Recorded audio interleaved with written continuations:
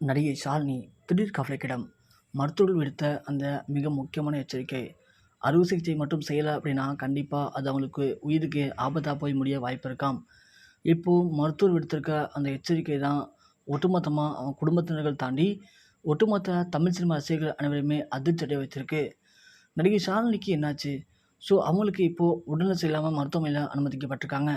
அனுமதிக்கப்பட்ட இந்த நேரத்தில் அவங்களுக்கு மூளையில் சின்னதாக ஒரு கட்டி இருக்குது அப்படின்னும், அந்த கட்டியை எவ்வளோ சீக்கிரம் நாங்கள் சரி பண்ணுறோமோ அவ்வளோ எளிதாக அவங்க உயிரை காப்பாற்றிடலாம்.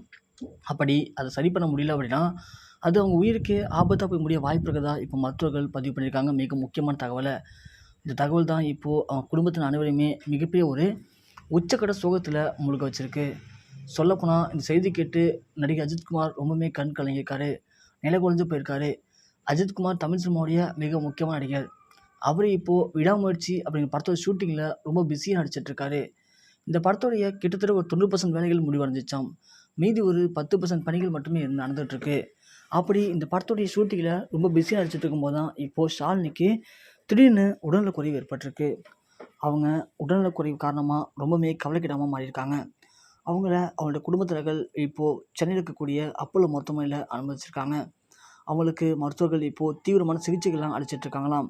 அப்படி அவங்கள சோதித்து பார்க்கும்போது தான் தெரிய வந்திருக்கு, அவங்களுடைய மூளையில் சின்னதாக ஒரு கட்டி இருக்குது. அந்த கட்டியின் காரணமாக தான் அவங்க உடல்நிலை அப்படிங்கிறது பாதிக்கப்பட்டிருக்கு. அந்த கட்டியை உடனே அகற்றியாகணும்.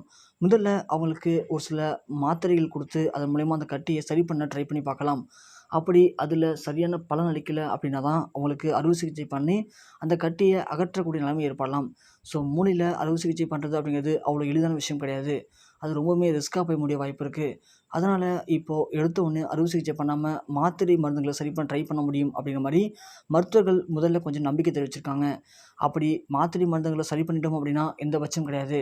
அதுவும் கரெக்டாக ஒரு 48 மணி நேரத்துக்குள்ளே அந்த வீக்கமானது கொஞ்சமாச்சும் சரியாகி அதன் மூலிமா வலி அவங்களுக்கு குறைஞ்சது அப்படின்னா பிரச்சனை இல்லை. அப்படி வலி குறையல அப்படின்னா உடனே அறுவை சிகிச்சை பண்ணியே ஆகணும் அப்படிங்கிற மாதிரி மருத்துவர்கள் சொல்லியிருக்காங்க.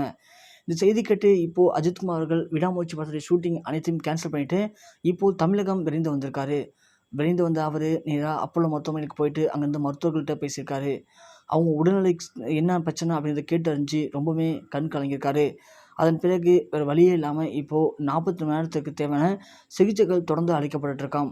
அதில் சரியான முறையில் பாசிபிளாக அமைஞ்சால் மட்டும்தான் அவங்க உயிரை காப்பாற்ற முடியும். அது எந்த பிரச்சனையும் இல்லாமல் போய் முடியும். இல்லாத கட்டத்தில் அறுவை சிகிச்சை பண்ணியாகணும் அப்படிங்கிற ஒரு இக்கட்டான சூழ்நிலையில் அவங்க இப்போது தள்ளப்பட்டிருக்காங்க. மூளையில் அறுவை சிகிச்சை பண்ணுவது அப்படிங்கிறது அவ்வளோ எளிது கிடையாது.